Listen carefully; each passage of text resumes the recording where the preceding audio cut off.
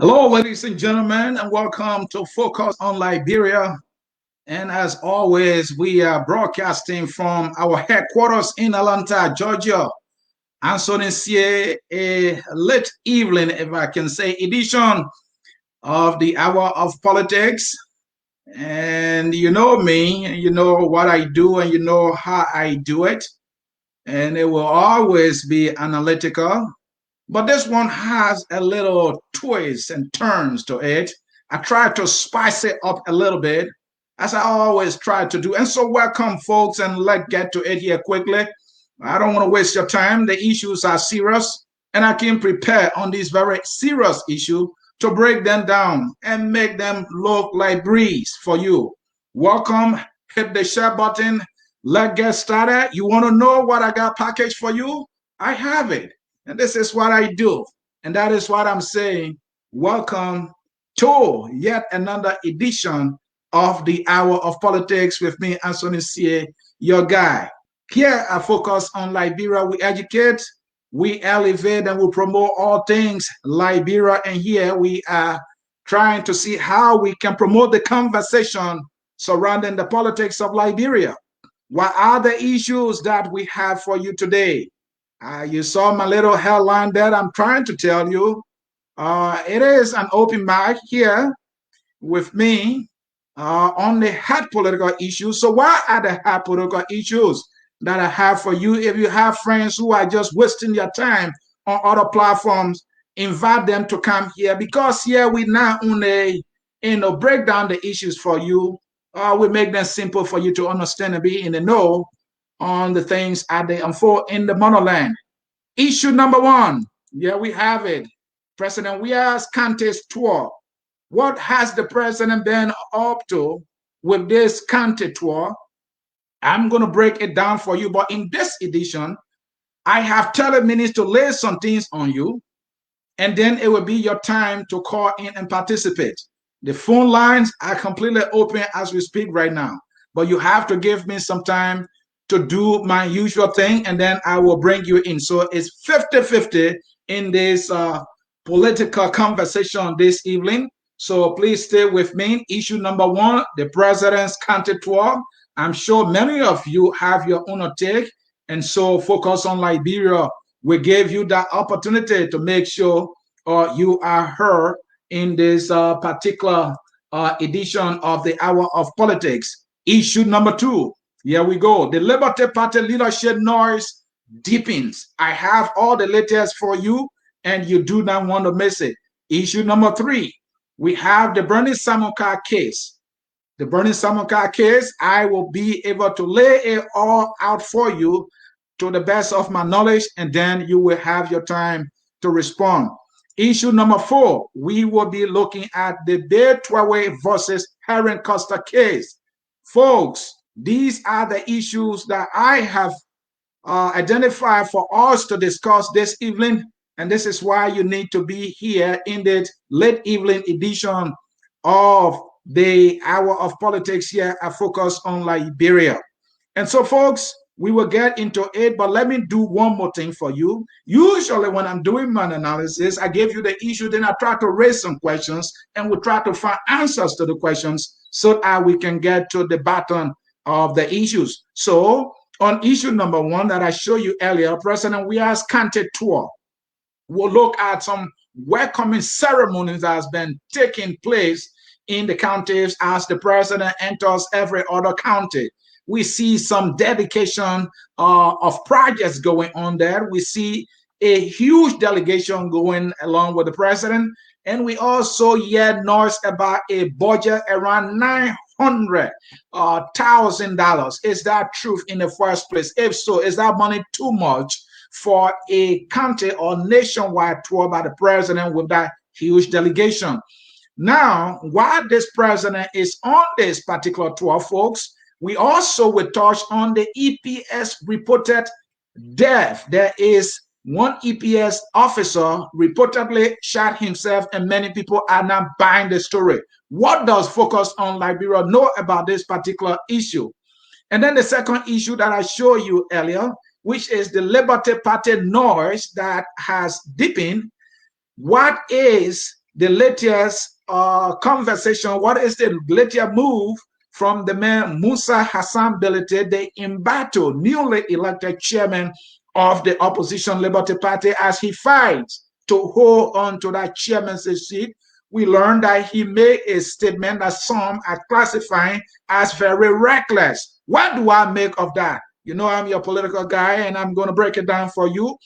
Not also in this conversation, folks, DeLon Stafford, a gentleman with the name Aaron Kofa, he tells it all the facts surrounding the election of Musa Hassan Bilete. This gentleman, not only did he do that, he also did resign from the office of the light, Mr. Abraham Darius DeLong. Somebody is resigning from the office of Darius DeLong, and the person has a lot to say about some level of hypocrisy, according to him.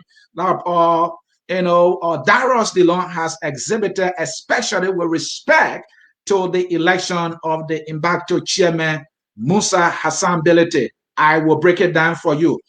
Now stopping there, still with the Liberty Party, folks. I got the thing juicy up for you.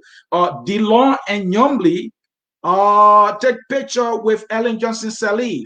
And not only that, DeLong, as always, will go to justify.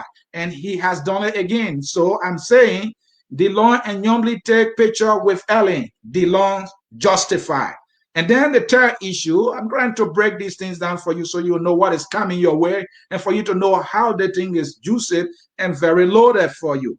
The Brownie Samukai case. What do we know? What does Focus on Liberia know? What does Anthony C., your political guy, know about this whole debacle or case with Brownie Samukai?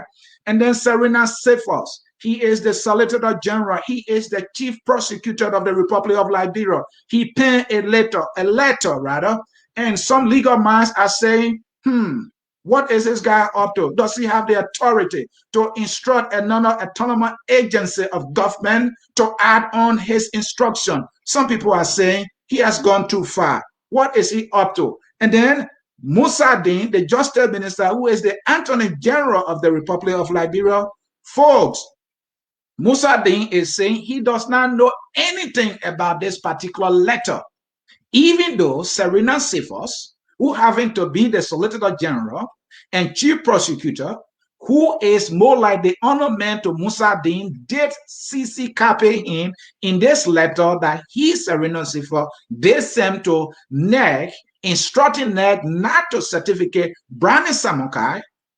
The Justice Minister is saying, I don't know about this letter. I am not in the know. What is going on with these two guys? This is not the first time Serena has acted and his boss, Musa Dean, coming to say, I don't know anything about it. Folks, are these guys working together? What is going on there? Well, I don't want to use the words of George Lobo, who describes the Justice Ministry as the Ministry of Injustice. I will not go there, but I just want to let you know that's what Mr. Lobo said. And lastly, Twehway versus Heron Pedro Costa. Does Twehway have a case here against Costa? Is this another attempt by the CDC government to get at Mr. Costa? Did Mr. Heron Costa abuse his right to free speech? All of these questions. And who better find those answers for you? Who better analyze these things for you other than your political guy here at Focus on Liberia, Anthony Mransier? Well, folks, this is where it all gets started now. And for us to go into business, you know what is coming your way? Grab some popcorn, take your seat, throw the TV remote away, and listen to balanced information dissemination here at Focus on Liberia. No one does it better than us here at Focus on Liberia, because our goals are very, very simple: to educate, to elevate, and to promote the discourse that promote national reconciliation and development. The first issue, folks, get your phones ready to call in, because I have already analyzed this issue in a very concise summary using questions to bring these things to you. Who can do that for you? Well, I do. I'm the guy. So let's talk the first issue, folks. President Weah's Kante's tour. at long last, the president of the Republic of Liberia, somebody will call him His Excellency, and somebody will dare go further to say, Doctor, Doctor, Doctor. I don't know where to go with these kind of titles. I'm not a fan of that because that doesn't put bread on people's table. What it does is it pisses the hungry man off. And that is why I don't buy into that stuff. What it also does is it just kind of balloon the ego of somebody and think that just by that title being pronounced, they have accomplished anything. And then they get conceited. And when they are conceited, then they'll have lost consciousness. And when that happens, the ordinary man suffers the blunt of it. That is why your guy Anthony Sear doesn't like that. But to the issue, folks, President Weah's Cante tour. And what are the issues that we are talking about here, folks? Talking about the Cante tour, first, as the president enters every county, we see celebration. We see students lining up along the streets in the cities or along the road to welcome the president. Whether or not it was time for these students to be in school, but they must be there to welcome their president. What is your take? I mean, first of all, do you have problem with that? If you do have problem with that, then the question I'm asking is this just happening for the first time in Liberia? Have you not seen this before? Why is this thing getting to you so much? Is it because you think that it's unfair, or because you feel that students has been coerced or forced to come and welcome the president? Is that this reason why you are not happy with that which is happening that you are seeing with your naked eyes? Science will tell us. I don't know why science will say naked eyes. But folks, the question I'm asking is that proper? That a president enters a county and students are made to go and welcome this particular president. Whether or not they have food to eat, they must meet the president. But my history books are correct. My history books are accurate. All the pages of history are very accurate. It happened many, many years ago. Nearly every president, it happened. The Tobot, the Tolman, the Doe, these things happen in the past, and we see this happening even within the 21st century. If it was bad then, if somebody is making that legal argument, I mean, not legal argument, that moral argument, or that maybe social argument, whatever argument you think it is, if it was bad then, it's a bad today. If it was not fair then, if it was not appropriate then, can we agree or disagree to say it's not appropriate today? Well, that is your piece of candy for you to chew. But what I'm saying is that is what has been happening since the president left Monrovia on his way to the counties. We saw students as young as 12, 6, being made to welcome their president. There has been the behavior of past presidents and even our modern presidents. I don't know if I can use the word modern president. They too have jumped into this behavior of making students to come and welcome them as though they are summon gods. But is it just the culture of our country? Or is it just a governing culture in Liberia that when leaders are going somewhere, for those of us who are here in the Western world, do you see that? Have you seen where maybe President Joe Biden or President Obama was coming to my state of Minnesota, and so students don't have to go to school and grade school students have to line up at the airport? Do you see that? Ah, I got you right. Someone was telling me, well, but what is this guy up to? This is what we do. We come from every angle with the issue to broaden your mind, so that when you open your mind, you will see the truth. And my friend Dennis John, the Bible guy, will remind me that truth will set you free. So the question I'm asking is, does that happen here in the Western world, where a president, because he's visiting a state or he's visiting a city, students, maybe not all of them, but some students are being made to line the streets and wait for that president as though Jesus Christ is entering Bethlehem. My conclusion on this subject, or on this one, is that has been the behavior of our leaders. Now, it's your decision whether or not that is right or wrong. Deal with it. I'm moving on.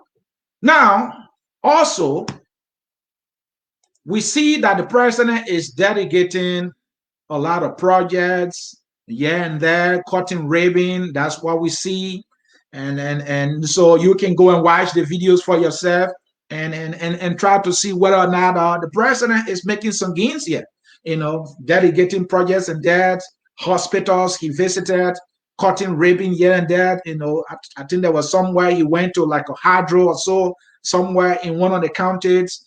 And so he's dedicating housing units that the government has built in other areas. Is the president making some moves here? Is he winning the minds of the people? And what we see a lot of huge crowd, especially the one I saw in Nima and the one I also saw in Grand Jita County. They entered Maryland County today, and I saw another crowd. So how are Liberians feeling about this president? There are some people who feel that this government is not up to the task. Everything in the country, some people argue, going in the wrong direction. They look at process in the country. They look at how current salary is. They look at school fees. They look at all the 9 years of the bread and butter issue as well as social issues, and they have come to the determination that all is not well. And not only that, when you look at the security issues in the country, people dying here and there, and now you see Liberians celebrating when their president is showing up. Well, it is my job is to bring you these issues so we can all reason together and discuss them as I do some questioning analysis. I want to describe it here. And so get your course ready. We are making progress here. Let me see here quickly. And fast forward, we talk about the delegation, the huge delegation that has gone with the president. We see Samuel Twehway, we see Twehway, we see a huge delegation. Somebody told me that, hey, it's almost like half of the entire government, especially the government officials, have gone with the president.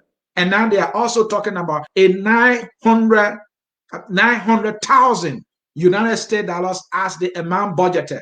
World Focus on Liberia made effort here and there, and sometimes our government, they are not willing to disclose some information that is public information to us. We have not been able to verify whether or not that budget is the accurate budget, but that is the number that has been floated around, so we cannot confirm that. But the question we are asking here is that money too much? $900,000 for a county tour. Well, you can make the argument that that money is too much. You can also make the argument that that money is not too much, or depends on what that particular amount has been budgeted for. Now, if you want to know what your political guy thinks, I will tell you what, $900,000, if the money is being used to carry on projects, to fund some projects in the county as the president moved from one county to another, then there is a strong reason to think that $900,000 is not much money. But if it is for food, as the president goes with the huge delegation, for them to rent places to sleep, for them to gas their cars, to provide security and all that, then maybe the question of whether or not that money is too much might make sense to me. But if 50 or 60% of that money is being allotted so that projects that are in the county or that have been identified will be funded, then I say that is not too much. And I will even make the moral argument, then that is no money. Because even $900,000 is not too much for a single county. Are you following me? Because if you want to, let's say, renovate my high school in my hometown that I know was up to standard, and to bring it to that standard that I knew, of course, you might spend $900,000. We are in the money age. We need computers. We need internet. We need electricity. We need all the tools that we can get for students in Liberia to be able to compete. Then I can make that moral argument that, look, even now 100,000 is not too much. It's even small money for a single county. But let me conclude on this issue to say, look, the money might be too much depending on what is being budgeted for. If it is budgeted for these government officials who have their own cars, that government is paying all these fabulous salaries, and now they are going to visit the people that put them into power to tell them thank you, and then they are taking the money to fill their pockets, to gas their cars, for them to eat and sleep nice places, then that money is too much for them. Yes, I would say that money is too much for them. If it is to provide security for them, then I think that money is too much, because the last time I checked, gone are those days when others were plotting to overthrow presidents. No, we're gone that part. We're gone that kind of time. And, so that time has passed. So then they should not be spending that much money just for them to move from one country to the other. And so that would be my... Then I come to the EPS case. What happened? First of all, let me check my history memory. Oh, this thing happened during Ellen Johnson time too. EPS guy was reported that he shot himself. And it's happening again. What is this history about Liberia that, when we have a president, everybody will say, oh, the president is, they want a new president. And then the new president comes in, the same things we complain about just keep surfacing. So yes, an EPS guy, it was reported. There are so many accounts on this that the guy shot himself. But the question we are asking here, I focus on Liberia is, and they are saying the guy shot himself 3 times. Some people said 2 times in his head and another one in his stomach. Another account said, well, 1 in his head, 1 in his stomach, 1 in his leg. Whatever the case might be, it is questionable. So let's take the scenario that he shot himself once in the foot, in the stomach, and in the head. How is that possible? Did he shoot himself in the head before the stomach and the head? If he shot himself 3 times, as other, are saying, when he fired the first bullet in his head, that should have taken off balance completely and rendered him unconscious. So in no way that unconscious man could go again and fire the second and the third. So I'm not buying that. And even if he fired his own leg, this guy would be in serious pain. He would not take another, he would not make a second attempt to fire his stomach.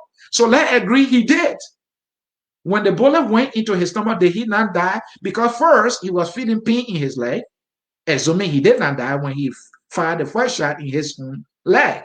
And then the second, and he did not die, and now to the head. Folks, what I'm saying is that story does not hold any logical water. No, it does not. So that is what has happened. But now the other stories around is that other platforms will go and pull things around it. We don't drag ourselves into those kind of conversation. That is why we are trying to say to you, well, that's what happened. Now we will expect that now that day has happened, others are raising the question. Now, this is a security personnel that was assigned with the president's security details to provide security for the president, maybe not only for the president, but also his entourage. So this guy, they had an incident, he died, and then the county tour continues. Somebody died. And the president and his leaders are, we shall have to make our trip. I mean, who is this guy? He did it to himself anyway. Why the guy killed himself anyway? So, I'm gonna let him cry his own cry, right? I'm just trying to see whether or not it makes sense for the president and his team to say, look, though we had this guy, die under this circumstance, as people telling different stories around this, but we got to continue. The president and team said, oh, well, we planned the team long time. It's been 3 years. We've been planning the team maybe. And so we have to continue. We can't allow this guy, Dev, for us to abort our trip. After all, we made arrangements. People are expecting us and all that. Is that the case? What will you have done? What would you have done given this tragic incident that led to the death of a security personnel who was providing security for the government or for the president? If you were in the position of these government officials, what would have been your decision? That let about the trade, maybe this is misfortune coming, and let go back to Moravia. Is that what you would have done? Now, if your decision is that, look, we put too much in this thing, so the trip, how does it make you to look? Do you look like a person of compassion? A security personnel who was providing security, according to the numerous accounts, shot himself, even though this is not believable. But that is what the government is telling us. So because he shot himself, I mean, he doesn't want to live, right? So the trip continues. Well, it's a moral argument for others to make. And so, folks, here I focus on Liberia. I'm Anthony C. bringing you an exciting edition of the Hour of Politics, and we are discussing key issues here. And if you are just joining us, let me show you the issues we are discussing. We are discussing issue number one is President Weah's country tour, and we will go into the Liberty Party's noise that deepens. We will also talk about Brownie Samukai case. We will talk about the Twehway versus Henry Costa case. These are the issues we are discussing, and we have more than just nailed the first one. So let's go to our second issue here, because we want to bring you in. This will be a kind of, more like, an open mic. I will bring you in. So let's come to this. The Liberty Party. The Liberty Party issue here, it deepens. No, so on this particular issue, what are we talking about? Musa Belete recently make another news. We all know Musa Belete was elected as chairman of the opposition Liberty Party. Immediately after his election, this news about him being indicted by the FIFA. He was investigated by FIFA. FIFA banned him, and so it's this cloud that hangs over him. And so many are saying, "Whoa! If the opposition Liberty Party is accusing the CDC of being corrupt, of not having integrity, it Darius DeLon, the man who is championing the torch, who is championing this cause of integrity, is making all the noise that CDC is bad, CDC is corrupt, they have no integrity, Mangill, all these people have no integrity. How come will a DeLon and a Nyomli and a Liberty Party will dare go to elect somebody, whether or not he has been found in a code of competent jurisdiction, but the fact that he has this question, of integrity, on his character. He's been banned for FIFA. There has been many allegations of corruption against him. How could they go forward by electing this man when in fact he's not the only person in the Liberty Party to chair that particular party? How could they do that? But Liberty Party, Musa Belete is saying, well, I'm going to hold on. And of recent, he made a statement, saying that if anybody insult his man because they are dissatisfied with whatever is happening, he too will go on and insult that person's mother. And he will even go on and insult that person's father should the person insult his father as well. And not stopping there, there seems to be Musa got frustrated about, because at some point he said, well, now, what you people are accusing me of that I have done, he tried to make the argument that President Joshua did similar thing in the past, and Liberian people went ahead and rewarded him with power. So he's making an argument that, oh, how could you treat me differently when similar thing was done by now President Weah, and your decision was to bless him with power? And he's arguing that I did the same thing, And now you are saying I'm not even worthy of becoming a chairman? So this is Musa trying to say, look, I will hold on. I must occupy this particular position. And if anybody dare insult me, that person mother, will be if anybody insult my parents, that person's parents will be insulted. This is the newly elected chairman of the opposition Liberty Party using this kind of childish and reckless language,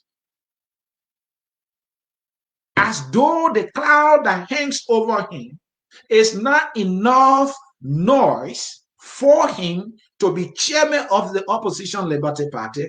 Instead of trying to explain himself about the circumstances regarding all these allegations against him, this guy will go low. I mean, he lost it. I understand it's human to get frustrated. But when you are a leader, it matters what you say. You want to lead the opposition Liberty Party that now chairs the opposition CPP. And these are the words that are coming from your mouth. This is the best justification you can come out with for people asking serious questions. That President Weah did similar thing in the past and you were blessed with power. And why are you being treated differently? Well, let me hold back a little bit, folks. Maybe Musa has a point. Dorsey actually have a point. I disagree. Oh, yeah, I disagree. So, folks, your political guy disagree, and here's why. In the Liberty Party, there is what I call the history of precedents, which is there was a guy called Israel Akinsai. He was booked in a corruption scandal when he was working with Lone Star. At the time, he was serving as chairman of the opposition Liberty Party. He was made to resign because of that scandal. And then came Ben Sanvi. Ben Sanvi took a loan. I think he said his family took a loan from the government, and he having to be part of that family business, according to his own explanation. And the family has not been able to pay that loan back. And so there was an investigation concerning that loan. Ben Sanvi was made to resign because that cloud was hanging over him. And so if Musa Ability is making the argument and that he is a true member of the opposition Liberty Party, the fact that two leaders in his party have been able to exemplify this precedent, something that has become a precedent in the party, that alone is enough for him to relinquish his ambition. Let Musa save himself from this trouble. I know it is his right to decide whatever he wants. But if you find yourself in this kind of situation, it is kind of difficult for you to be able to control yourself, for you to be able to lead. But the juicy part, I will bring it to you, and it's been explained by Darius Dillon Stafford, who just resigned. And his explanation pointed specifically to the role Dillon and Youngly Kanga Lawrence play in this particular noise in the Liberty Party that deepens. From his explanation, it's clear that Dillon and Youngly provided a leadership that mastermindedly handed the chairmanship of the opposition Liberty Party to the highest bidder. And you will listen for yourself. And so, folks, making progress here quickly. That's what happened. So let's bring in that Stafford's explanation. Let me bring it here quickly. And so you can be able to listen for yourself. And so you can be able to listen for yourself what exactly happened. As member of the Liberty Party political response team and co-chair of the Liberty Party media team and the Brownie political response unit that is being chaired by my friend brother Haji Kumar. And also to resign from the office of Senator Ibrahim Darius DeLong. Basically, before we go further, my name is Aaron Kofachi. I used to work for Senator DeLong before the Liberty Party convention. When the Liberty Party went to convention, a kind of convention that seems not to be democratic, we witnessed the emergence of Musa Belete as chairman of the Liberty Party, a character that would have never passed around the chairmanship of the Liberty Party if Councillor Bronson were alive today. Or even if you are giving Councillor Bronson 2 hours to live again, or Musa Belete will not be anywhere around the Liberty Party chairmanship. We went to the Liberty Party's convention in Picana, in Bonka, not Picana, but Bubanga in Bonkanti. I basically supported Mr. Steve Zago and Big Brother Clark Edward Tume. For me, I go for who I trust in politics. I go for who I trust and who I believe in.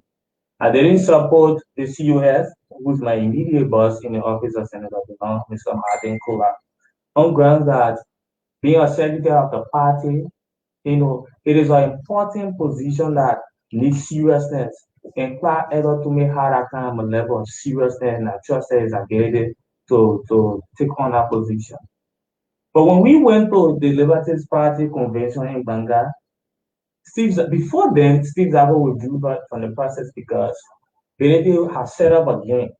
Musa Benedict has set up a game that you gotta go for pickups, sell your integrity for pickups. And so too many of the Liberty Party executive committee members sold their integrity for the pickups. Now, the first thing is that it was not a democratic convention because you heard it there. Leaders within the Liberty Party sold their integrity for cars, for picks up. Musa Belete has displayed what I call a textbook definition of paying to play. He bought cars and he had the cars available and he was enticing officials within the Liberty Party with those cars. More than say, hey, though I procure these cars, but you have to be in my corner to pick up one of the cars. That is why he was doing. He was paying to play. He was buying the position indirectly. And this was be done with the acquiescence of Darius DeLong and Yombly Kanga Lawrence. that organized a convention and the head of the organizing committee is contesting in that convention. How possible is that? Where on earth could you call that a democratic convention? Martin Kula contested a convention as Secretary General, but he was the head of the national convention. Another thing again that we thought from the Clyde and Steve Zago camp that didn't went down well and that was not the kind of a character that we have subscribed to in the Liberty Party when Bernstein was alive is this kind of thing. When Jacob Smith, the former Secretary General of the party, opted to be the vice chair for legislative affairs of the party. When Jacob Smith went to that convention, vying for that position, Senator DeLong expressed interest in the position. By virtue of Senator DeLong being a senator, he's an executive committee member of the party. Went to the convention and had no contender as vice chair for political affairs. DeLong again contested, and it was not even an election either. DeLong again was selected by the very Musa Bede and the Minomi Kanga again to be vice chair for legislative affairs, depriving a long-standing loyalist, Jacob Smith, of that position. So Senator DeLong basically left from the convention with 3 positions. Is that the Liberty Party? You heard it? Senator DeLong left that convention with 3 positions. One man, 3 positions from that convention. They withdrawn when Bronson was alive. Something that would never happen. And after the convention, the reason why we didn't support Berete is that Berete is not the kind of person that can be chairman for Liberty Party owing to his record.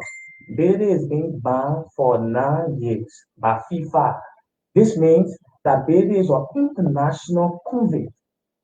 Bede and the FIFA had a rivalry and other stuff, though they still had kids. But Bede was convicted by the FIFA, so this means that Bede could never ever be chairman. President cases that took people from the chairmanship of the Liberty Party. When Israel Akisanya had issue with Lone Star Shell MTN, when Councilor Bronsky was alive, when the case was still in court.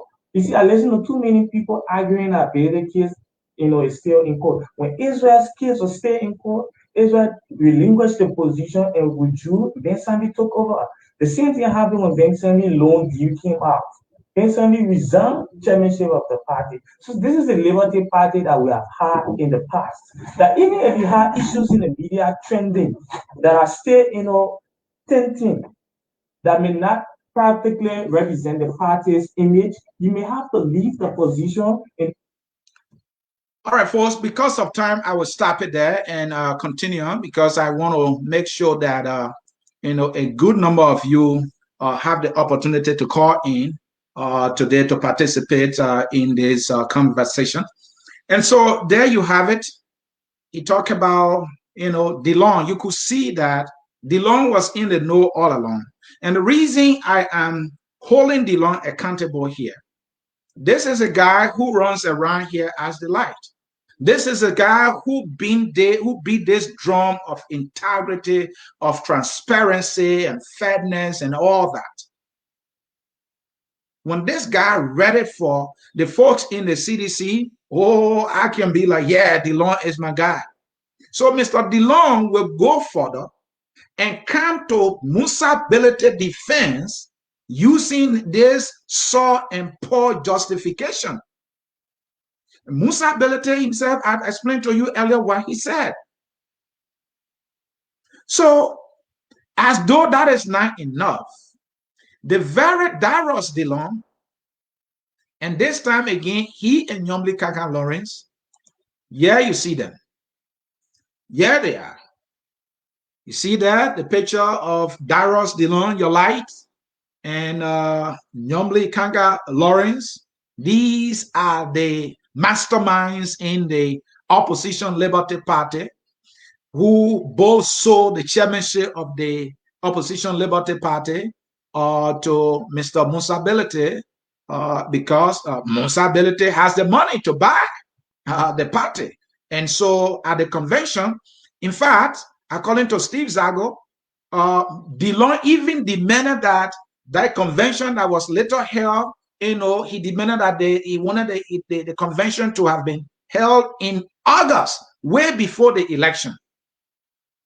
Why was he doing that? Because he wanted to give something to Musability. Musability will come out further, later on and say he financed the long campaign in 2019, and then in 2020. And I believe he might have dished out some money to Nyombli too. That is why these two, this pair, will go to do this against the wishes and aspirations of many of the leaders within the opposition or Liberty Party. Some people are saying that, well, politics is expensive. Musa have the big pockets. He want to spend money. So DeLong, the guy of integrity, is saying that, wow, we need money to run this party. And so once Musa, or since Musa has the money, we need money, we're going with Musa. And the question I'm asking is, Mr. Integrity, what is the integrity you've been talking about? And you're coming with your so poor explanation. Now, there is the very DeLong, and I just show you the picture. He and Nyomli Kanga Lawrence taking picture with Ellen. I'm not saying it's a crime to take picture with somebody, but there's something in politics we call optic. Now, this is the hypocrisy of this guy. This is the very guy who, after he praised Ellen and was eating the gravy with Ellen, will run away from the Unity Party. First, he ran from his own party, the Liberty Party, to go to Ellen to eat gravy. When he saw the graveyard gradually disappearing from Ellen's table, he walked away. And what did he do? He said Ellen government was corrupt. And this is the guy that is going to the very Ellen that he had condemned corrupt. You know why he's doing it? He wants to perpetuate himself in power. And on the radio station, I think a Spoon, he said if he had the opportunity to take picture with Ellen, he would do it again. He will consult Madam Ellen Johnson Sirleaf on any issue that he wishes to consult her for. Your man of integrity, your light, and then your madam of integrity. These individuals sold the Liberty Party chairmanship, and they have no regard for the optics. They have no regard for the noise that has been brewing. Up to now, Musa Belete is hanging on. He paid the higher price. He was the highest bidder. He can't spend his money in vain. He bought pay cuts. And so DeLong must come into justify. So after taking the picture, the very DeLong will do what he does best, to come and justify. And sometime later on, he will come to apologize. That is your guy, your Darius DeLong. Let me progress here. Coming open the phone lines, because if I try to do all the analysis, so let me run through these two quickly. So the Brownie Samukai case. Where is the Brownie Samukai case? The Brownie Samukai case is simple. It is very, very simple. There is a political side and there is the legal side. Let's talk about the political side. There where I have, some little bit of small understanding. I'm trying to blow my trumpet here. I'm not a legal guy. The political side is that the government of Ellen Johnson Sirleaf at some point made a decision to move money from AFS pension account to use it to take care of wounded soldiers that were sent to Mali for peacekeeping mission. It was done on the instruction of Ellen Johnson Sirleaf, then president of the Republic of Liberia, to Brownie J. Samukai, then defense minister of the Republic of Liberia, and his two able lieutenants, that they should take the money and use it, and that the government of Ellen Johnson Sirleaf at some point later was going to put the money back, the AFF monies back. That was the instruction to Brownie Samukai and his able lieutenant from Ellen Johnson Sirleaf. The Ellen Johnson Sirleaf, who and President George Weah today are like this. The very Ellen Johnson Sirleaf, who and Darius DeLong and Yombli Kanka Lawrence are like this. So this was Ellen telling Brownie Samukai what to do. And because Ellen knew that she had made this decision, she has given this instruction to Brownie Samukai. When the Joshua administration came in the picture, Ellen met Weah and told Weah about this money. They reached an agreement that the Weah government was going to pay this money. It was a decision by a government, the government of Ellen Johnson Sirleaf, that let's take the money, the soldiers' money, and take care of the wounded soldiers. And when we get some money later, we will put back the money. The Ellen Johnson Sirleaf administration did not do that. In other words, Ellen did not do that. So Ellen negotiated with Weah, saying government is continuity. And Weah agreed that the Weah government will be able to pay back that $1.4 million that is in question. The government of Weah has also made it clear, even in court, that it has started making payments. And so the question is, then why are they dragging Brownie Samukai like this, along with his two able lieutenants? The madam who get the instructions, she's a free woman. She's rolling with Weah. Weah can't touch her. I mean, how would Weah dare touch her in the first place? After all, she talked to Weah. She politically, romance Weah, and Weah agreed that he would pay the money. So he can't go after the madam after he said, okay, I will pay. But then they're going after Brownie Samukai. And the very Ellen Johnson Sirleaf is sitting there. She who got Brownie into this problem, she's sitting there, she's not saying a damn thing. Now, here is the legal argument. Brownie Samukai and his able lieutenants having to be the one that have signatory to the account. What is the account? An account that was created by the government for AFS soldiers because the government could not set aside money for their pension. So the government made a decision that, okay, since we are not strong enough to put money aside, let the door a little amount from their own money that they have worked for, the soldiers' own money. A percentage was taken and put aside so that when they retire, that money will be given to them.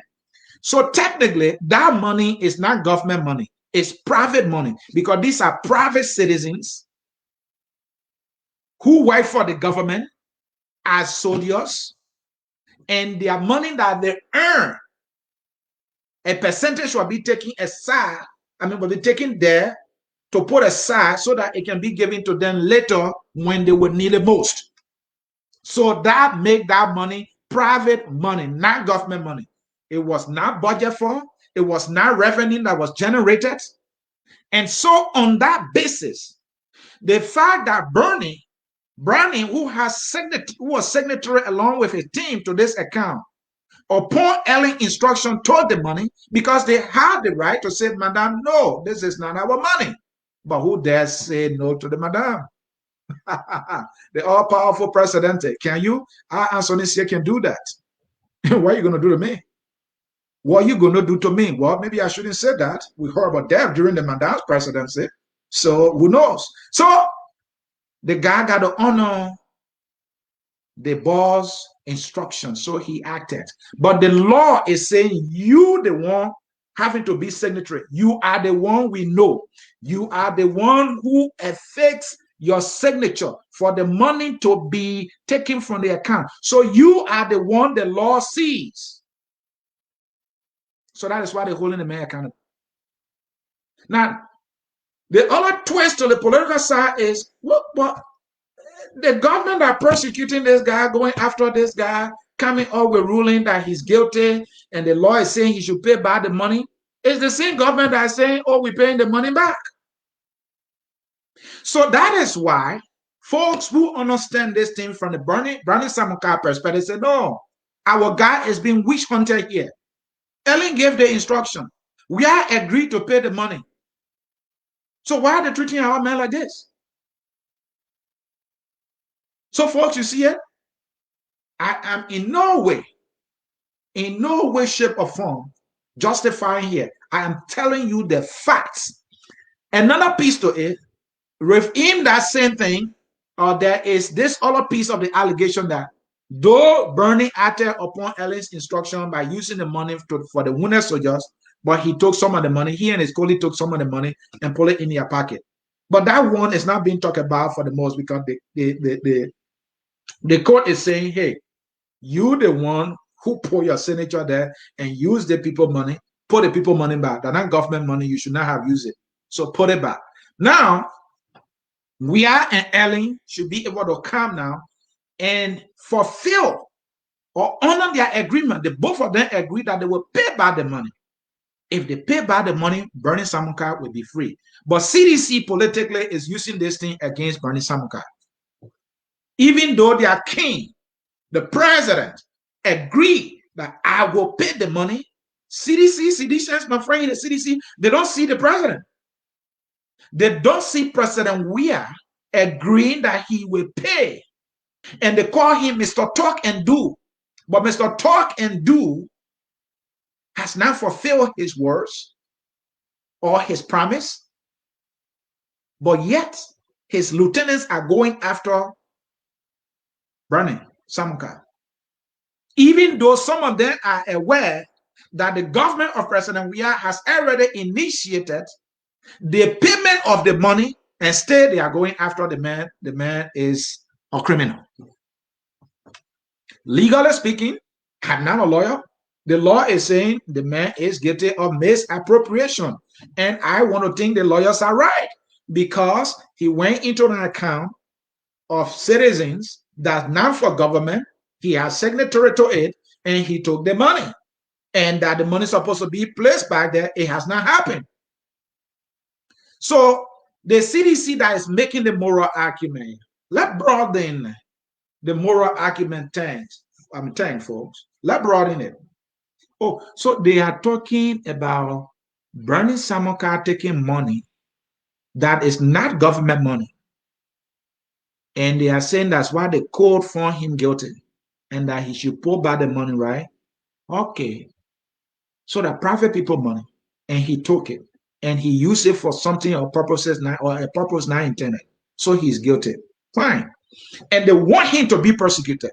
And Sema Serino Cephas, the Solicitor General, the chief prosecutor of the Republic of Liberia, to the knowledge and the acquiescence of the president, will write a letter instructing the election commission to not certificate Samukai. Reason?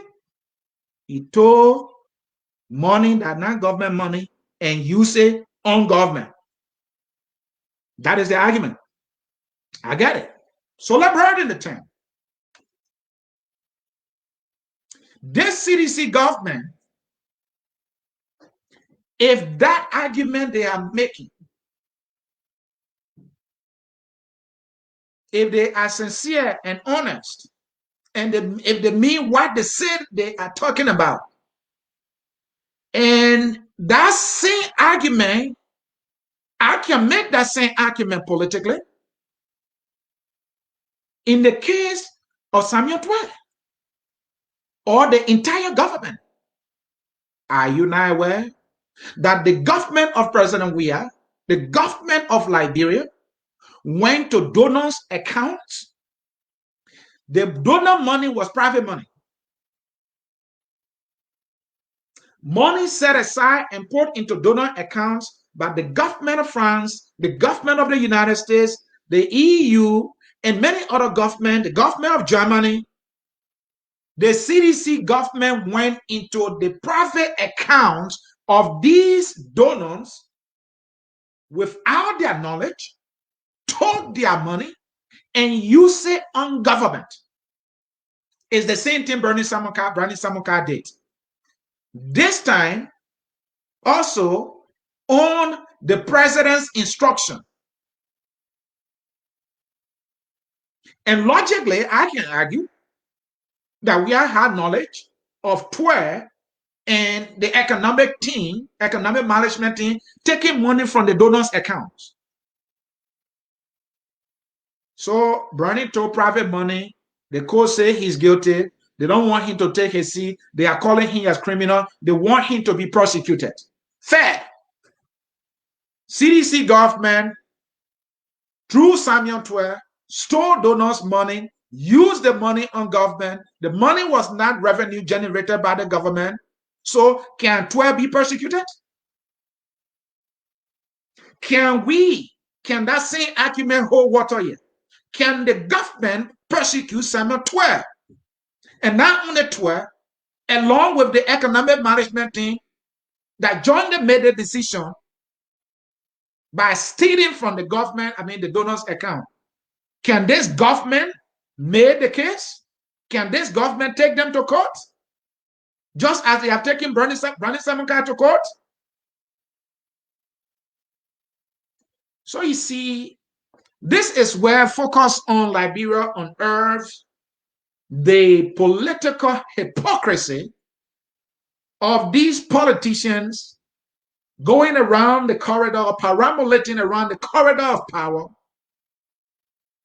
trying to fool our people just to perpetuate themselves in power.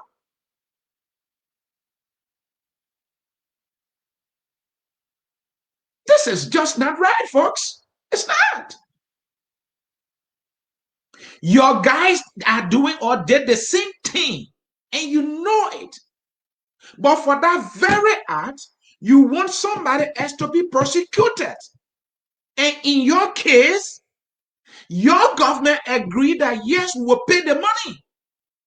And yet you want the person to be persecuted because he opposition. But your guys that did the same thing and even worse, it's okay. They can't be persecuted. You don't want anybody to talk about it. Nonsense. Let me get you the final issue here, and then you can call. Twehway versus Heron Pedro Costa.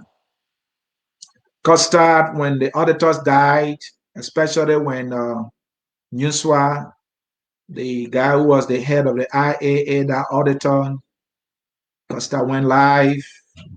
Twehway was in the house. Twehway is in the know, pointed the finger directly at Twehway, and and all that. So Twehway said, "No, I'm not going to let this slide." So Twehway, filed a lawsuit against Heron Costa in the state of Delaware. According to the piece of legal document that we saw, Costa must appear in court in 20 days. The question we're asking is, does Twehway have a case? Don't you think Costa was exercising his free speech here? Or is this another attempt by the CDC government to get at Mr. Costa? They chased him for laissez-passer. They shut his radio station down.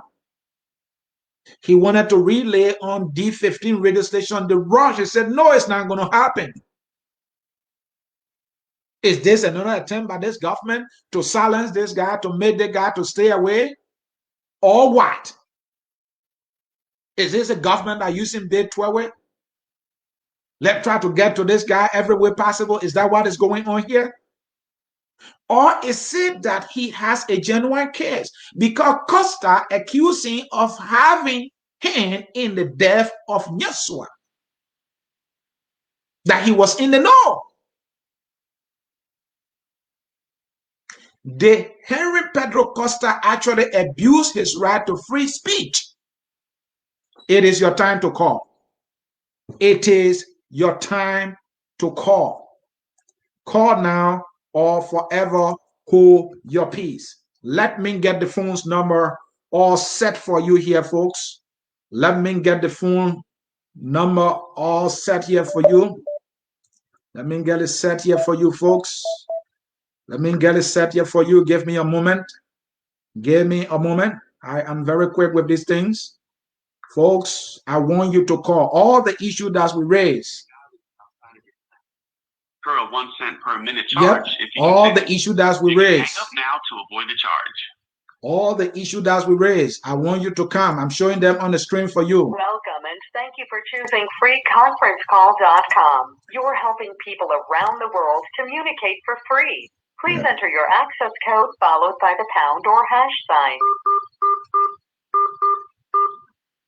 If you are the host, please enter your PIN. Thank you. You are the only participant in the conference. All right, folks, all is set for you to call in. The number to call is on the screen there, folks. The number to call is on the screen there. I want you to call. It's in the scrolling text below, by the way. That number is 605-313-6004. Enter the code 7194. Oh, something is not right with that number, folks. Let me correct that. Let me correct that quickly. It is time for you to call. It is time for you to call. Call now or forever hold your peace. The phone line is all set for you, folks. Let me correct that number quickly.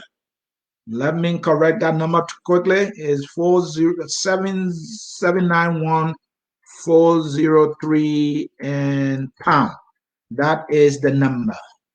That is the number to call. Yeah, you have it. Yeah, you have it. I will put it on the screen so you can see it. So call the number 605-313-6004. Enter the code 791403. What is going on with me here, folks? It should be 403, sorry. 403. Yep, 403 pound. Let me put that back on the screen for you. That's it right there. That's it right there. That's it right there. Call right away, folks. call right away. Let's get this thing going. It's time for you to call to participate. I see my first caller, that's Emmanuel Zaza. Folks, it is time for you to call. Call. Let's talk about this issue. I see the man, Emmanuel Zaza, is here. He's ready to have a say here, and that is how we love it. This is your term. This is your time for you to talk. Let's talk politics. Liberian people, you love these politics things. Let's do it. Let's do it. Let me get my man here. You are live. Thank you so much, Mr. Sonny. Mm-hmm. How are you doing? I'm doing well. Quickly to the issue. Thank you so much. I want to speak on two issues. Mm-hmm. The first one has to do with the death of the DPS. Mm-hmm. It's an open mic. Do you have it on something? Right. So my disappointment is that when someone passes, Mm-hmm. we should understand that it's a human being that passed. Right. The death of a person is not election that will justify whether citizen is the right political party or citizen is the right political party. Death is death. All participants are muted and they can unmute themselves. Okay, you muted me. Go ahead. Go ahead.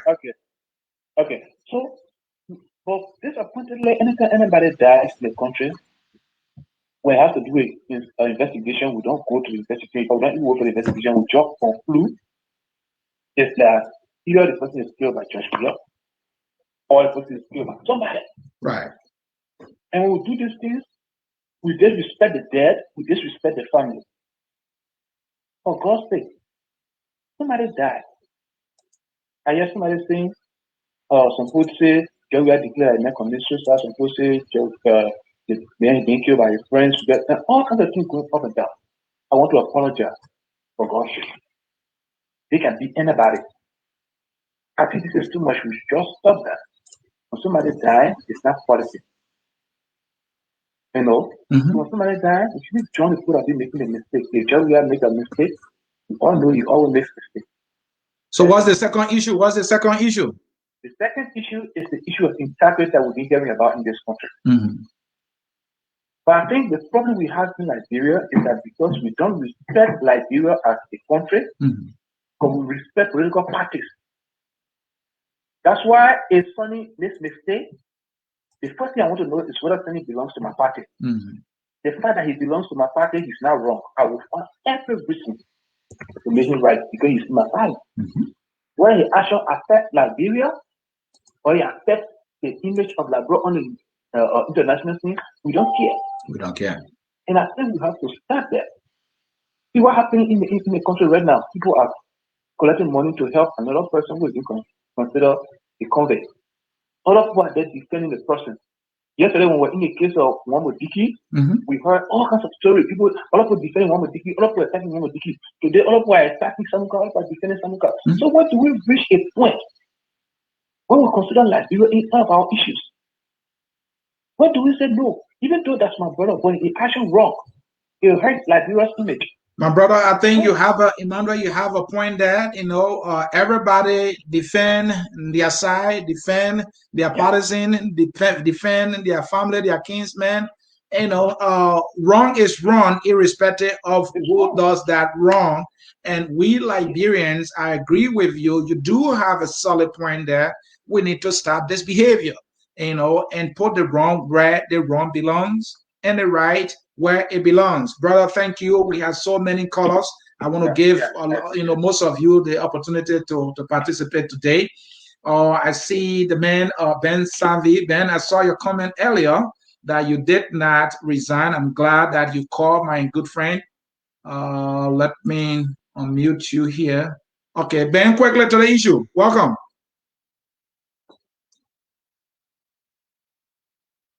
Mr. Sanvi? Oh, what happened again? What happened? What really happened, folks? Ben, hold on there. I don't know what happened. I tried to unmute you. Ben, you can leave and come back. I don't know what happened. If we can hear me, Ben, leave and come back for some reason. Yeah, thank you for doing that. Let me bring in the man Kesali Double.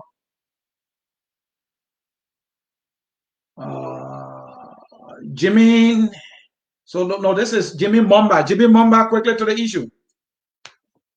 Yes, my brother. How are you in studio? I'm doing well. Let's do it. Good. My question here is that with the statement of this marital people in Liberia, because if the president didn't agree by law, why would you go ahead and start paying some money towards that? Good when point. The president already spoke to you concerning about the payment, and you agree.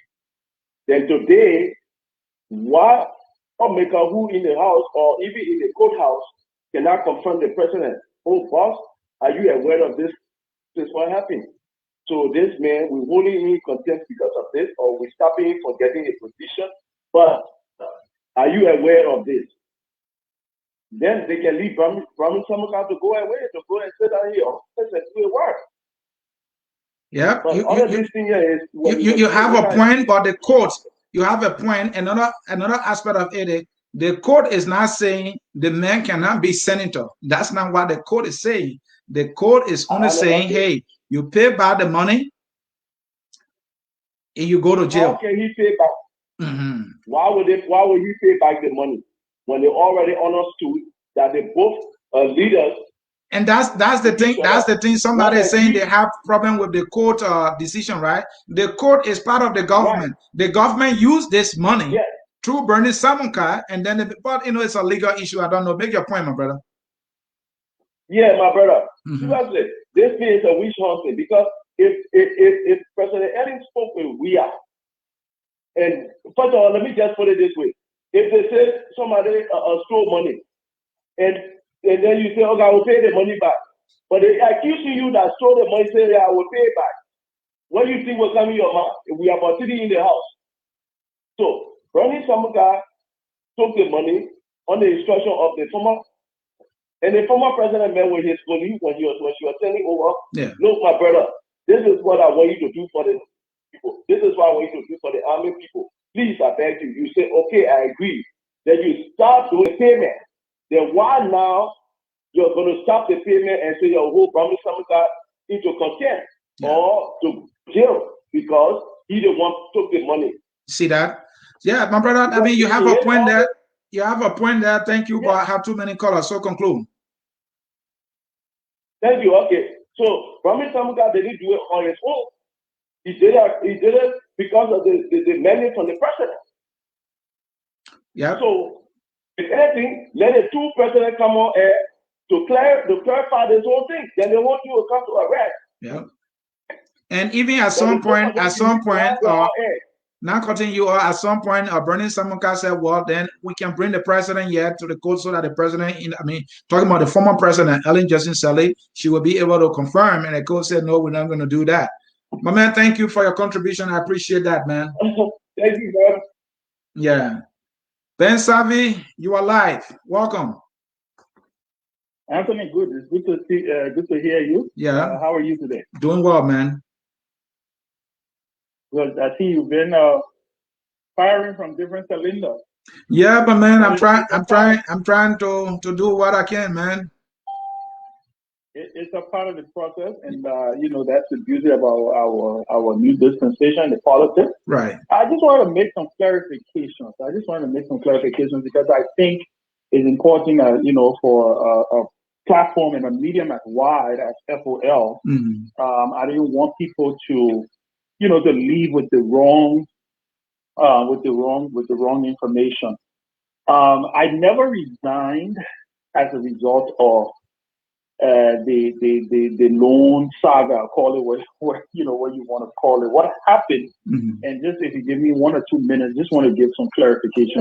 Sure. What happened was when it was during the convention during our national convention in Limba when this whole news broke about this audit that this audit that people were auditing the PSDI loan. And let me state for the record, the PSDI thing was something, it was a legitimate loan scheme by the government of Liberia, from what I understand. In fact, that thing was brought to my attention by my little brother, who actually was the one who was running the Sandy Holdings company. Right. I was national chairman of Liberty Party, and I think I explained the story before about my family business. Right. And was not active, but when it was brought to my attention, based on the investments that we made initially with our family money, I said, listen, there is this opportunity. In fact, we went to the LBDI bank, to be quite honest with you.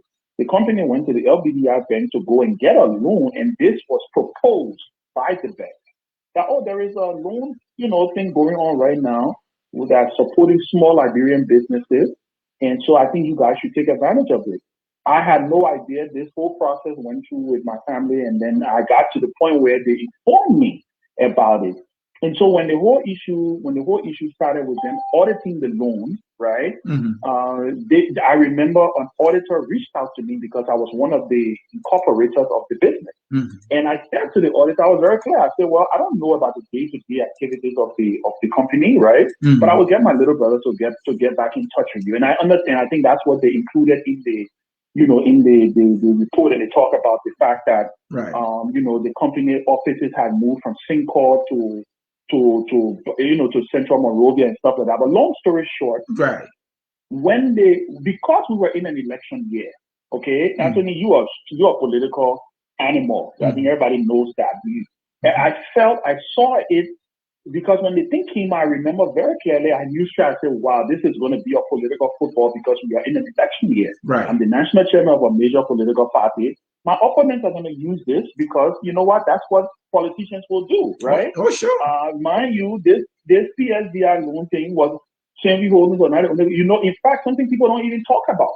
Janda Kawo, who is the current Comptroller General of Liberia, he was then the Secretary General of the CDC, or is still the Secretary General of the CDC. Company, he had a company that also took part of this PSDI loan, right? Yeah. So it was nothing illegal. It was not like we stole money like the way how my friends from the CDC now, since I'm not supporting them. Right. The way they tried to make it appear, saying he stole money and he ran away. No, none of that happened. And, but I understand it's the game. Right. We're in the politics. So I did not resign, Anthony. What happened was, when the news broke out, we were in Nimba for our convention, one of the greatest conventions under the Brownie. I had just been elected standard bearer. I had just gotten elected chairman of the party, and the news out of there. I did not want the news for our convention and going into the election. I did not want to give our opponent the energy or the oxygen they needed to continue to distract from the real issues. And I remember clearly the meeting that was held with the executive committee of Liberty Party. The party was very clear that it was about to issue a statement to stand by me. Because when they asked my opinion, they said, what is this thing? Come clean to us. And I explained everything. I showed them the documents and they said, but you do nothing wrong. This is like a simple business transaction between a business entity and, and the bank. So what do you want to do? I said, listen, let's see what's going to happen this week, right? Within a couple of days, we started to see the noise getting louder. That's when I went to Councilor Brownie and I said, listen, I don't want to resign. I know you were saying I should not resign or I should not take on this and I should not. I said, but let me do this. Let me step aside for a little bit. Call it what you want to call it. It was Councilor Brownie, the peace be to his ashes, who used this phrase. He said, Ben, listen, what we're going to do is we're going to say you took a leave of absence to go and handle a personal matter. And that's all that happened. So Ben, you did not resign. I got a lot of callers waiting. Ben, I know you came here before and you explained on this thing, to be fair to you, and you just explained it again. Exactly. And so thanks for coming and making the clarification. So you did not resign. You stepped aside. You stepped aside. Yeah. You stepped aside. And let me just say something quickly. Right. I took a leave of absence for 2.5 weeks. 2.5 weeks. And what happened? Did you come back to the position as chairman? I came back. I came back as chairman. In fact, I saw I found the statement that was issued by the National Executive Committee stating that I was coming back to work to continue my chairmanship to lead the party to come to the election. I was national chairman until after the election. All right, Ben, thank you for Ben. I mean, I don't mean to cut you off, but thank you for the clarification. I mean, I honestly appreciate you coming. You know, sometime ago I call you, you saw the missed call from me, right? And that was me trying to reach out to you. I will try to appear. Yeah. Please do. I think there's a lot to discuss, especially with this Liberty Party issue as a senior party thing. We should be able to say some things to our people. Certainly. Okay? But great show, and I'm listening. Thank you for making that clarification. And folks, I tried to reach out to Ben, but he too called back to be fair to him, but he did not get me. I wanted to bring him in, you know, to explain this. So Ben, thank you for joining us here. Let me come to the man, Casali Double. My man, you are live. Quickly to the issue. We have a laundry list that we're talking about. Yeah, thank you very much, Anthony. Thanks for the platform and thanks for all the exposure you went through. I mean, you just made it on the air. Yeah. And what I want to speak on is just two issues, very short. One will have to do with the Brownie Samukai issue, which is very, very hot on the block right now. And, you know, the case of Brownie Samukai, like you just explained yourself, I followed the case from start to finish. The case in itself is purely political. I am not supporting Brownie Samukai in no way. No way. But the government herself made Brownie Samukai to get support because of the way in which the case went about. Samukai told you the reason why he did what he did. Samukai, according to the constitution, was operating at the pleasure of the president, who is his boss. Right? Right. Samukai told the court, let the president be one of my witnesses. Let him come right before you and testify that he gave the order. I didn't do things on my own. Why did the court refuse? And like that, the federal government, CDC government, has started paying the money. That tells you that CDC herself have already agreed to the terms involved in this money. The deputy finance minister of political affairs, someone will call it, testify and agree that the government has paid over $400,000 on the money in question. Right. The defense minister said the same thing. The chief of staff and the deputy chief of staff said the same thing. So on what ground are you holding Brownie Samukai guilty? That's one. And two, here the Supreme Court continue to bring the judicial branch of government to public ridicule in Liberia. The lower court brought guilty verdict on Brownie Samukai. Why did the Supreme Court carry on the investigation into the case knowing that it's not going for election? So that when he's guilty, then the investigator will decide and say, we do not want him because he's a criminal. He's a convicted criminal. But you allow the man to go to the election, I don't know what they were thinking of. I think in my mind that was a complete blunder, a big blunder on the part of the judicial branch of government. And they continue to do these things. They keep bringing the judicial branch of government to public ridicule, which in my mind is just not right for Liberia. And you know the time given me, I'm not able to discuss much, so I don't want to say something. I have to discuss more. Yeah. You took all our time already. You said open mouth, but you took all the time from I know, man. You know, I'm just used to trying to break these things down, you know, before you guys come in. So I will modify it and give you people more time. Thank you for being very reasonable. The man Castle Double, an ardent follower here at Focus on Liberia. Let me bring in caller with phone number ending in 7149. You are calling from, I think it's Rochester, Massachusetts. Welcome to the Hour of Politics. Let's do this. Yes, Anthony, how you doing, man? Thank you for having me. My name is Weah. I'm calling from Worcester, Massachusetts. Welcome. Yeah, like you see, Belon, I said it from the onset. I told the Liberian people that Belon was a fraud. Nobody listened. People crossed me left and right around here. We haven't gone anywhere. He used the Liberian people, and they gave him 9 years. That's a long time to, if he's smart, he's able to build, invest, and live on that 9 years. Even if he doesn't get re-elected, he will still be good. And now he's trying to amass wealth for himself. How can you go to a political party, calling yourself a lie, and leave from there with 3 titles and after to say you're winning at war?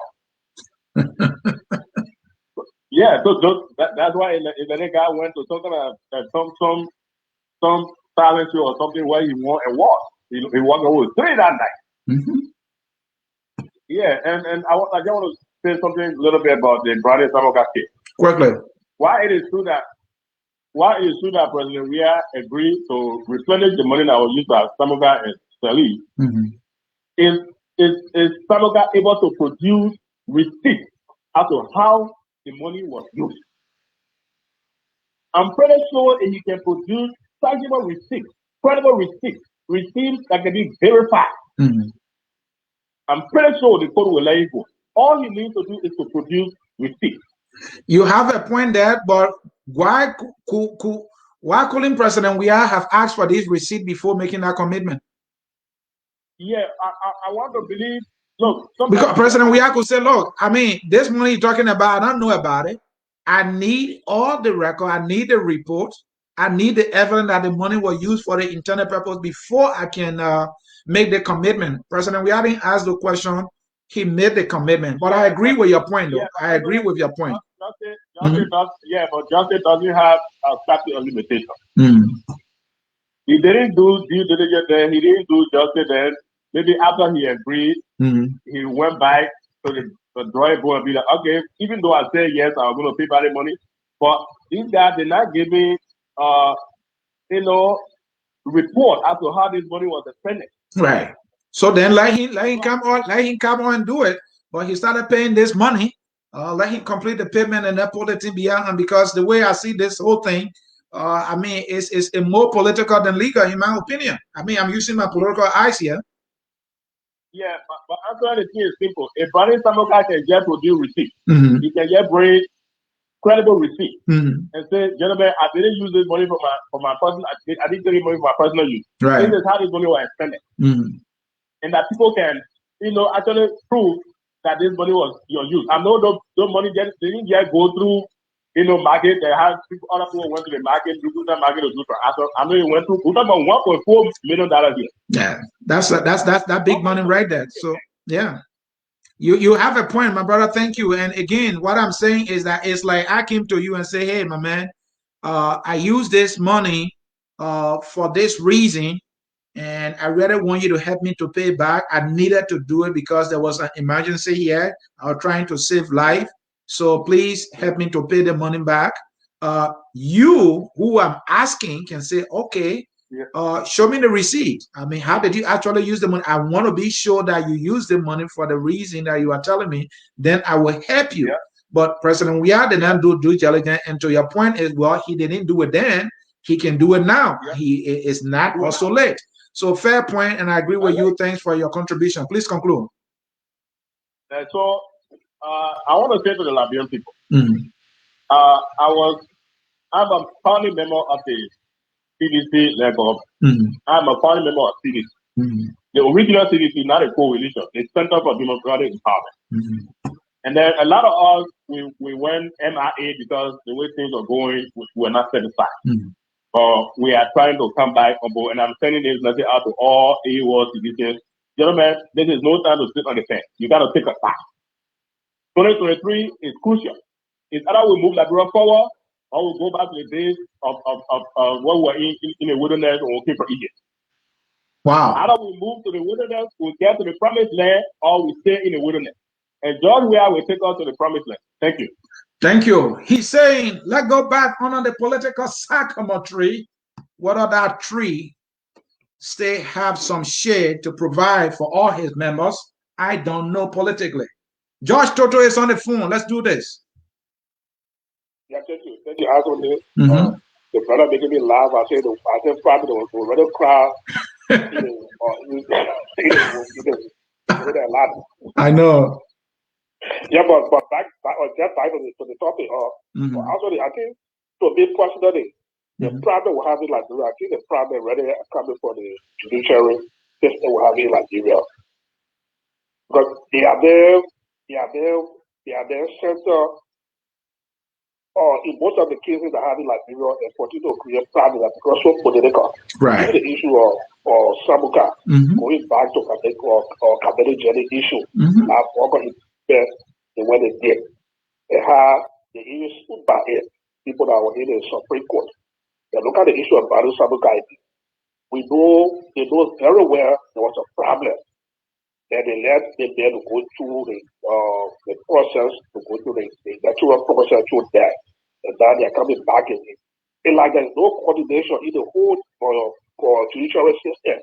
Even for the judicial branch of government, you can't just the ministry aspect. There's no kind of good coordination. You see the justice minister speaking different language, the IG speaking different language. And this thing will continue to create doubt in the mind of the people.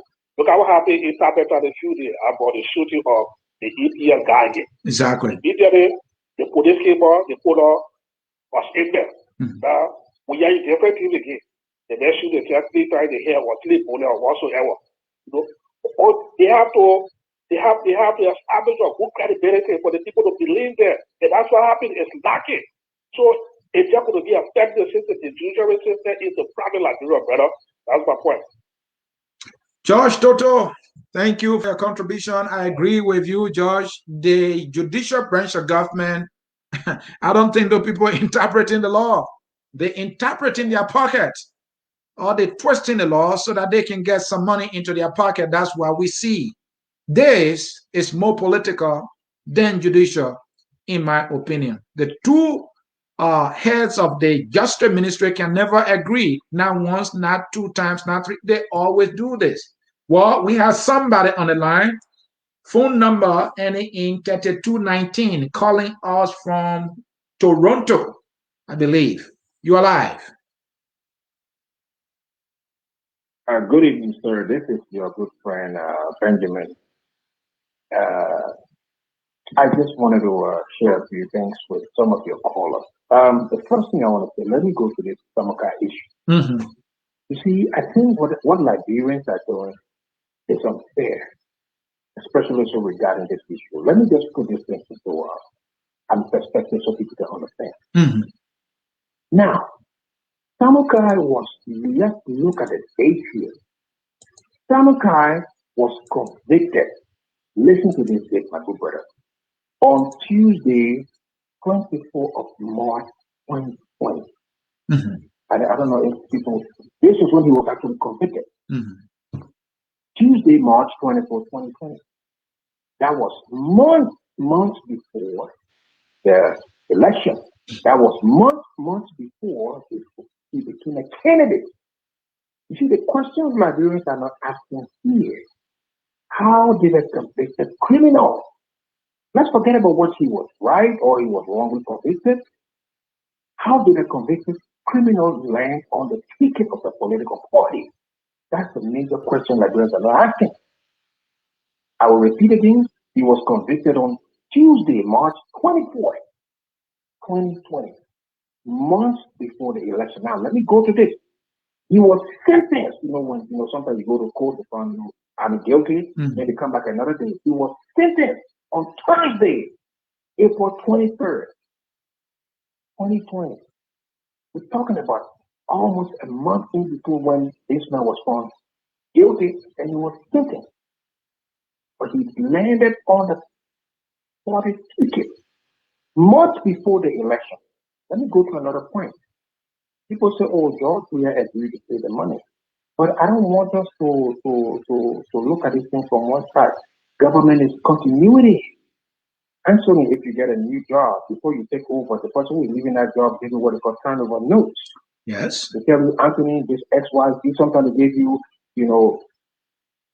documents, they give you folder because you must know what's going on. But I tell you, George Weah might have agreed to pay that money because whether George Weah like it or not, once the CDC won that election, they automatically became the government of Liberia, and every responsibility of the government of Liberia was on their shoulders.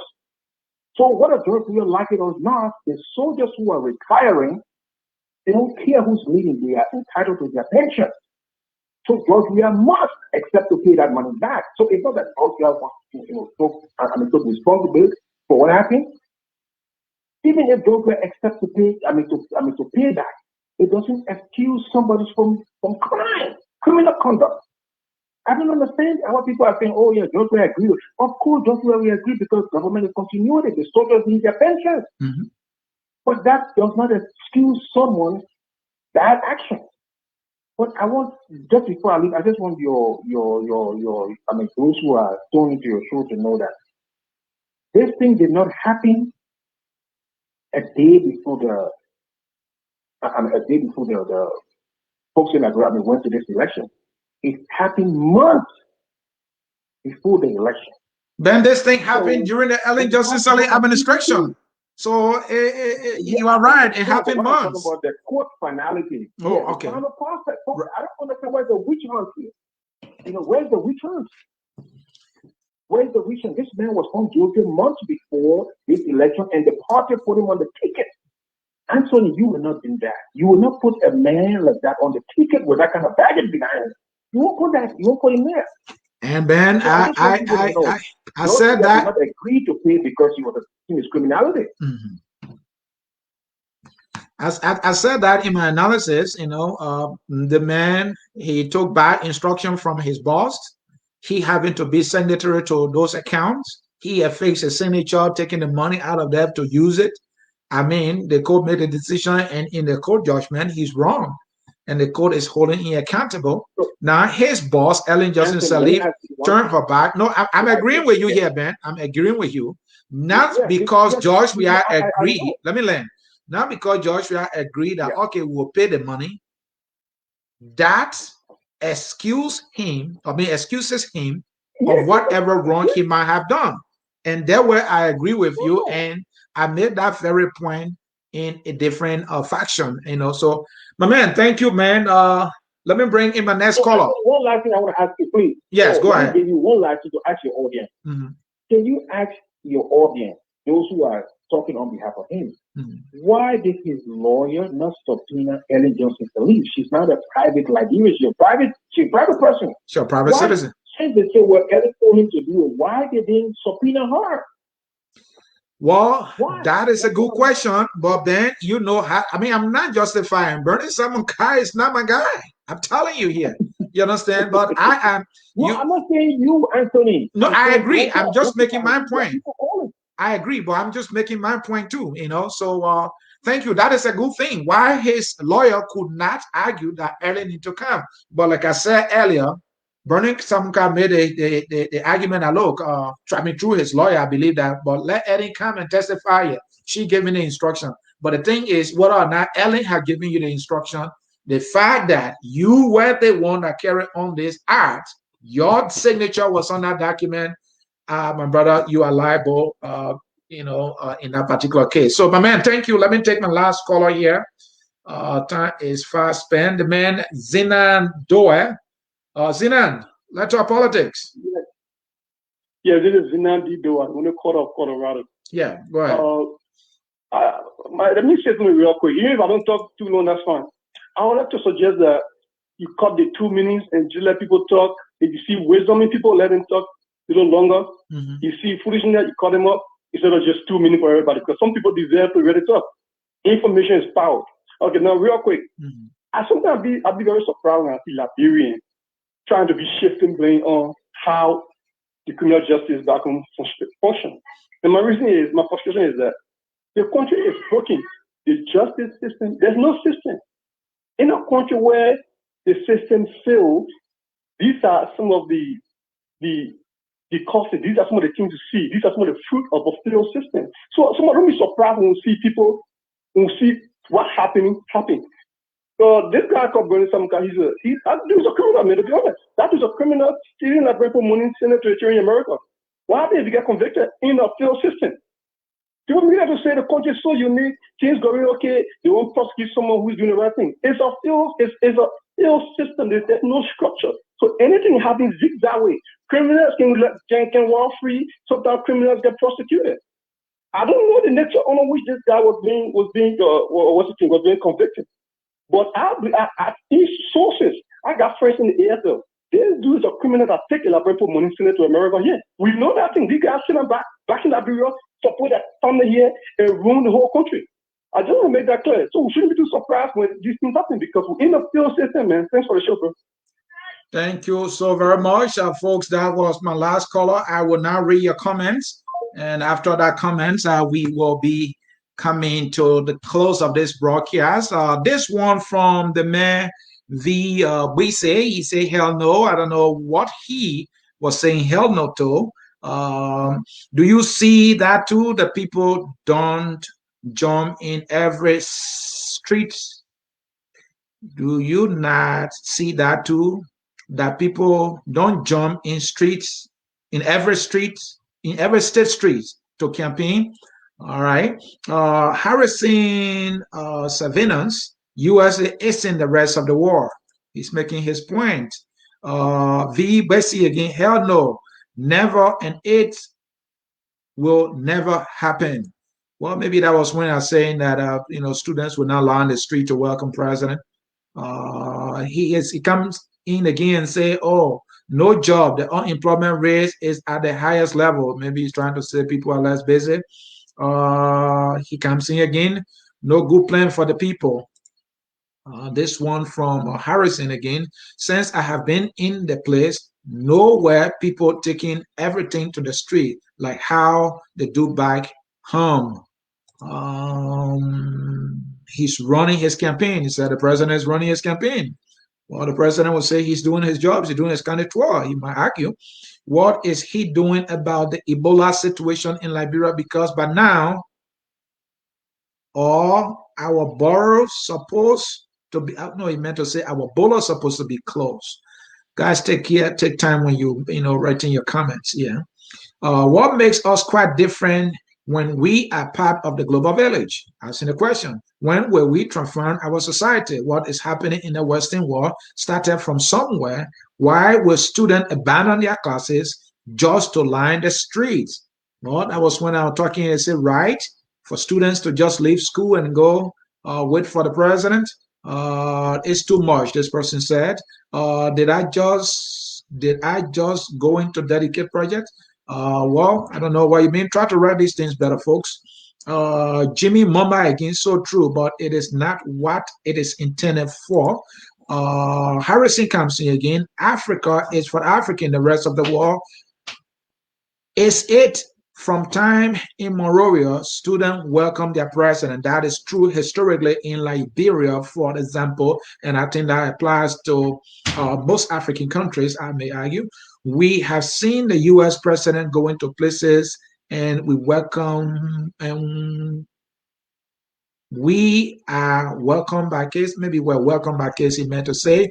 Take your time to write these things better so it can be easier for me to read. It said impossible, not true. He said it is impossible. That's not true, he writes. Savannah's again, even Jesus Christ was welcomed by kids, which was supposed to be doing their parent work. Yes, Jesus Christ was welcome. He's making an argument. Oh, my brother, I tell you, thank you for that expedition. Please let the liberal people know so that she not lying. It could be done of them tomorrow. Today they are laughing. Let me look for comments that I can read. I need to cut this short here. Management is on my back. Woodward, right? Liberty Party for sale. Those are the same fools who are in the constant habit of insulting Mr. George Weah, that person, right? Let me see. Mr. Ben Sanvi said, I will call on the show. And he did. And he said to clear the air, and you did. Let me see this one from Jimmy. That is not wrong because, first of all, the political strategy, and secondly, everybody said that's a political strategy. And secondly, everybody have the choice to go to which party won. I think he meant to which party they want to go to, blah, blah, blah. Write these things better so we can read them for you so that your contribution can be heard here. Should we call this a selective injustice or justice? He asking a question. In all fairness, how were these allowances paid without being signed for? Were these the only allowances declared? Surely this is one of the jokes we must not entertain in a nation. Too many comments here. Let me see this one from this gentleman, Robert. Remember, all cases are not the same. Samukai used the money, not Liberian people, government. This person writes. Let me see this one from Deco. Mayfi Deco. Brownie Samukai produced every document to the use of the entire money. I want to believe he tried to write here. Documentary evidence was displayed in court during the hearing. Mr. Caller, everybody have something to say. And I see Tinisi Nimle. He said W. For those of you who don't know what W is, ask your crew friend. They will tell you. Mose. I take this as a welcome from myself. Lofa Kante, big brother. I don't know what that means. My man Mose there. Richard Zona. But remember, I believe things will change. Remember Josephine Saki Taylor. I believe that person is trying to right there. Momo S. No, that's Momo M. Ha ha ha. No babush. You throw you in ya. Attire with your name, Mose. So when people write these Liberian colloquial English, kind of throw me off a little bit. I'm not used to reading these ones. Well, folks, in cyberspace at this time, I want to say thank you for following our broadcast here at Focus on Liberia. As always, I'm Anthony Siede. I brought you another exciting edition of the Hour of Politics. This time, a little more of a, let's say, an open mic for you. But let me bring you some commercial here quickly. Here we go. This is all we got coming up for you here at Focus on Liberia. We got a lot of package for you, and we want you to listen to the Focus on Liberia present a closer and in-depth look at the cases Brownie Samukai, Musa Belete, and Vani Shema. We will be analyzing and comparing the cases involving Brownie Samukai, Musa Belete, Councillor Vani Shema, and how Liberians are responding. This conversation, this show, this event will be here on, it's coming on Wednesday, February the 24th at 6:30 p.m. Eastern Time, which is 11:30 p.m. GMT. You do not want to miss it. The chief political analyst of Focus on Liberia, Mr. Weah Cunning, will be here. Tayon Yano, he's the publisher, and he is the publisher of the Independent Eye newspaper, will be here. Also, in this discussion will be Anthony Charles Swamway. He will be here. He is an attorney at law. He will be here to discuss this. You do not want to miss it tomorrow, Wednesday. Also, coming here on Focus on Liberia on Saturday, youth entrepreneurship. We will be talking youth entrepreneurship here at Focus on Liberia. You do not want to miss it. This will come on at 3 p.m. Eastern Time, which is 8 p.m. GMT, Liberian time. You do not want to miss it. Business versus entrepreneurship, mindset of young people, government's role, academic alignment, business startup ideas. We will talk it here at Focus on Liberia. Here is another juicy one for you. And this one, I will be the one to bring it to you. Coming soon to Focus on Liberia. Focus on Liberia Periscope series returns. If you don't know what Periscope series is or what Periscope is a show that's set aside for political actors for us to look into their political closet to tell you who they are, what they do, the hypocrisy, their records, and everything that has to do about their political life. We bring all that to you here in what we classify as our Periscope series. The individuals to be Periscope, Joel Howard Taylor will be Periscope here by me. I Focus on Liberia. You do not want to miss it. Also, Joseph Yumambwaka will be Periscope here. That one will be here on Tuesday. He will be Periscope. I will go as far as 1979 when he joined into government, or a little back then, and he will be Periscope. Jefferson Tamakoji, who is the mayor of Monrovia, will be Periscope here by Focus on Liberia. I know this guy, I follow him, and I will give it to you. Manda Ellen Johnson Sally, she's loaded. Her political scenes are voluminous. She will be Periscope. Beaufort Chamber, current speaker, he will be Periscope here at Focus on Liberia. Watch out for the Periscope skill here at Focus on Liberia. Also, let's talk history. Focus on Liberia present Chief Swakoko. You heard about Swakoko? This is in commemoration of Black History Month. Remember, Liberian history is Black history. This show comes on Saturday, February the 27th at 6 p.m. Eastern Time. My man, Dennis Bakukenjuja will bring you this one. The time, life, and contribution of Mana Yen Swakoko. You do not want to miss this piece of history. Folks, that is all that we have coming up for you here at Focus on Liberia, and you do not want to miss the exciting show.